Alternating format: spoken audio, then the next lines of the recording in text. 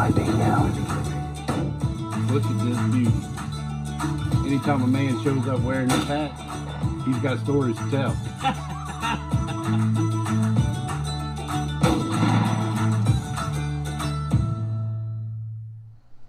Hello everybody, welcome back to Marsh's Tomatoes. So here we are in the middle of July.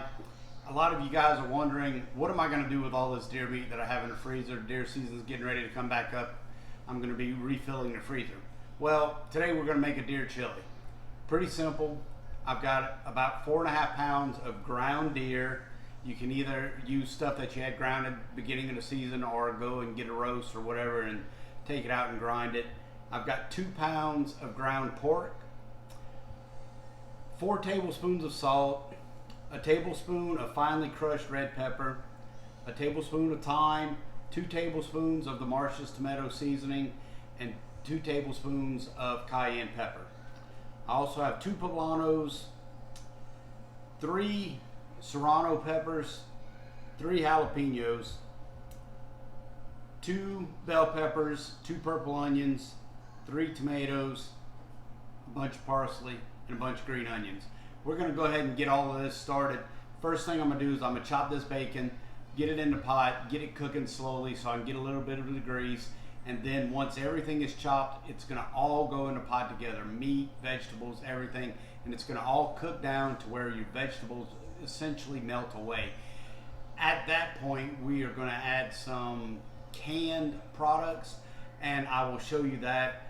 We'll add a couple of cans of beans, probably a couple of cans of Rotel tomato, and maybe a can of tomato paste, depending on how thick the masa that we add to it makes it. So let me get to getting all this cut up, and then we'll show you the next steps back here in this cast iron pot.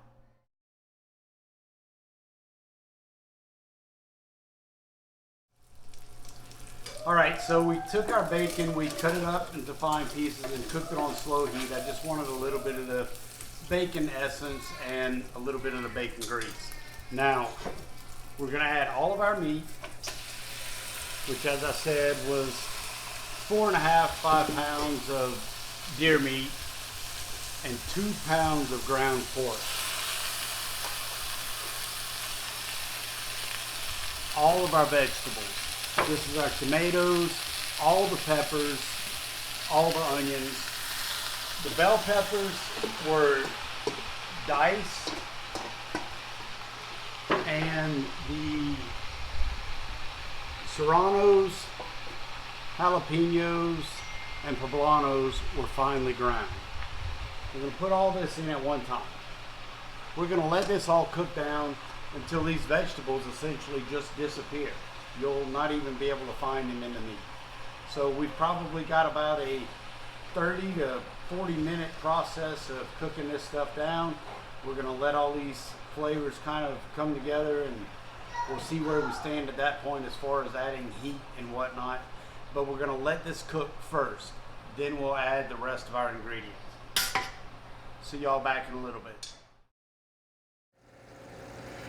Alright, so we've browned down the meat and all the vegetables that we had diced up and all the chilies that we had ground up nice and fine.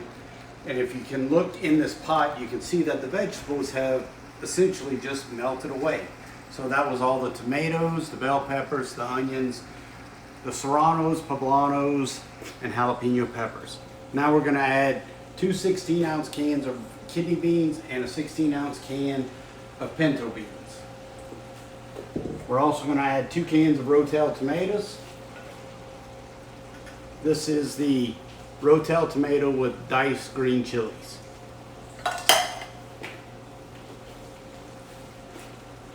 One and a half cans of tomato sauce to begin with. The other half can is to be determined. Now, I would normally use one of the smaller cans of tomato paste, but I didn't have one on hand. So this one is a 12-ounce can, and I'm going to use about half of it.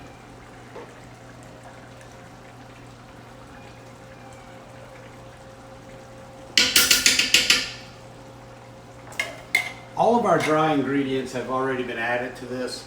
The one thing that I failed to mention is that I'm going to add some chili powder. So let me go over here to the counter, grab some chili powder, and we're going to add about 2 tablespoons. Okay, so aside from the previously listed dry ingredients, I'm going to add about 2 tablespoons of chili powder.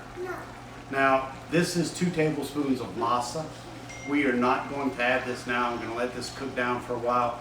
This I'll add to it and it'll thicken it all up.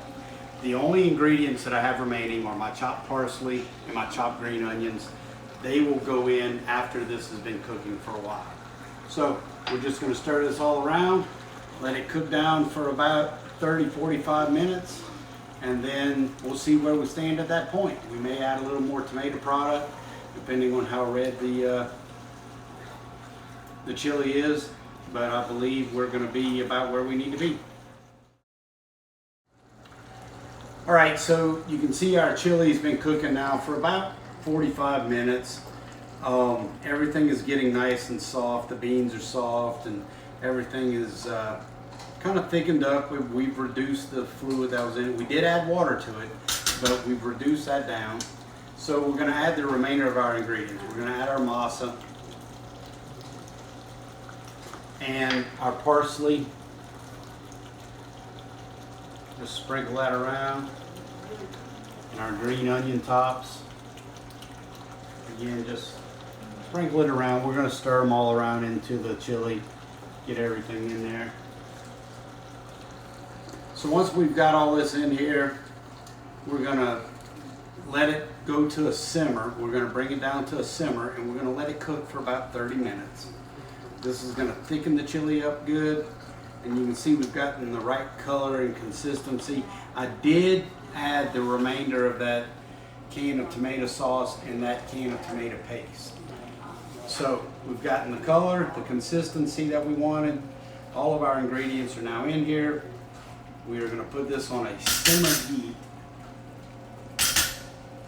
And I'm going to put the lid on it. We're going to let it cook for about 30 minutes.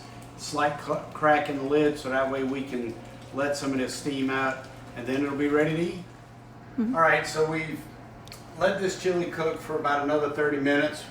Like I said, we had the lid on with a slight crack in the lid. Everything is coming together really nice. You can see that it thickened up real well. I like my chili to be more of a meaty chili and not as much of the gravy to it. So it's a little lower in carbs than you would have with a chili that's primarily beans. Then we'll add some cheese on top. I like shredded mozzarella.